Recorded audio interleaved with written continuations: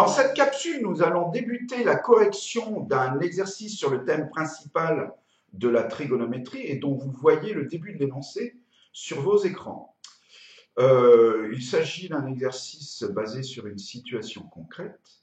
On souhaite déplacer une masse, donc un objet, on va dire parallélépipédique peut-être, qui repose sur le sol à l'aide d'une ficelle, d'une corde plus précisément.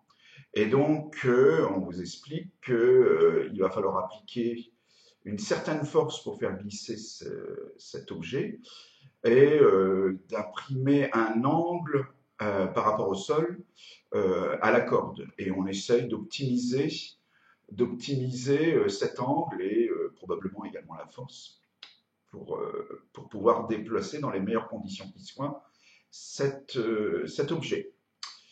Alors, il y a une formule qui relie la force en fonction de l'angle θ, qui est f de θ égale m sur cos θ plus sinus θ, le m étant la masse de l'objet en question, celui qu'on veut déplacer. Alors, on vous demande dans un premier temps d'établir deux conjectures, c'est-à-dire quel est l'angle qui va permettre d'optimiser le déplacement de cette masse avec le moins d'effort possible, et est-ce que cet angle dépend de la masse.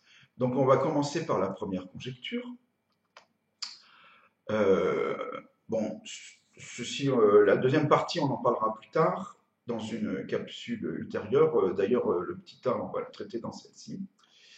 Là, pour l'instant, on démarre avec nos conjectures. Bon, bah, il suffit d'utiliser la fonction table de votre calculatrice, de rentrer la fonction m sur cos θ plus sinus θ. Alors, bon, vous prenez, dans un premier temps, il faut que la masse soit égale à 50 kg. Donc, vous remplacez dans la fonction que vous rentrez dans la calculatrice m par 50. Et n'oubliez pas de régler votre calculatrice en radians, sinon vous allez avoir des soucis. Alors bon, on imagine bien que puisqu'il va falloir par le calcul déterminer la valeur obtenue, la valeur de θ qui permet d'avoir la valeur minimale de force, que ça risque d'être un nombre remarquable. Et donc, par exemple, si on trouve environ 1,05, il est possible que ça donne pi sur 3. Bon, ceci dit, on va rentrer donc notre table avec des valeurs en abscisse donc de θ de 0,1 en 0,1, puisque sinon ça ne sera pas assez précis. De 1 en 1, on verra pas les angles remarquables, pas du tout. Donc là, si vous utilisez à bon escient votre calculatrice, vous allez voir que le minimum est obtenu vers 0,8. Si vous prenez un pas de 0,01, vous allez constater que c'est 0,77. Bon, à cette étape, il n'est pas du tout question de conjecturer un nombre remarquable. Donc si vous estimez que ça ressemble à pi sur 4, vous n'êtes pas du tout obligé de le dire. À la limite, au contraire, il vaut mieux répondre 0,77. Et puis après, s'il se confirme qu'il s'agit bien de θ égale pi sur 4, qui permet d'obtenir le minimum, il sera toujours temps de comparer 0,77 avec pi sur 4 pour que vous puissiez confirmer votre conjecture. Seconde conjecture, donc là 0,8 radian, puisqu'on voulait une précision de 0,1. Si on fait le même travail avec différentes masses, pas très compliqué, hein, vous remplacez 50 par 100, 150, 200 par exemple, et vous allez voir que, alors les valeurs de la force ne sont pas forcément les mêmes, mais le minimum correspondra toujours à un 0,77 ou 0,8. Voilà, donc la force, l'angle qui permet d'avoir la force minimale ne dépend pas de la masse. Alors maintenant, il va falloir dériver notre fonction grand F.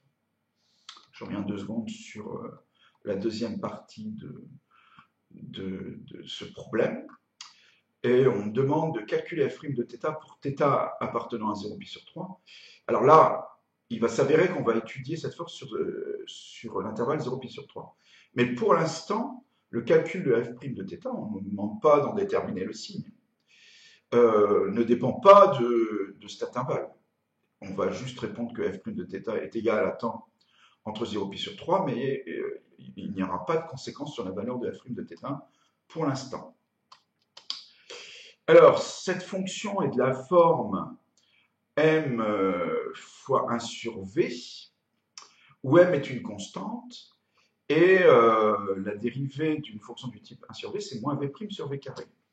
Le v en question, c'est cos θ plus sinus θ.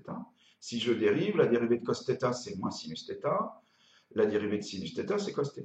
Si j'applique cette formule, f' de θ est donc égal à ceci. Et j'ai besoin de rien faire d'autre pour l'instant. Je vous rappelle, on me demande de calculer f' de θ, et d'aucune manière on me demande de chercher son signe pour l'instant. Voilà, ceci achève cette première partie de correction. Je vous remercie d'avoir suivi, et je vous dis à très bientôt.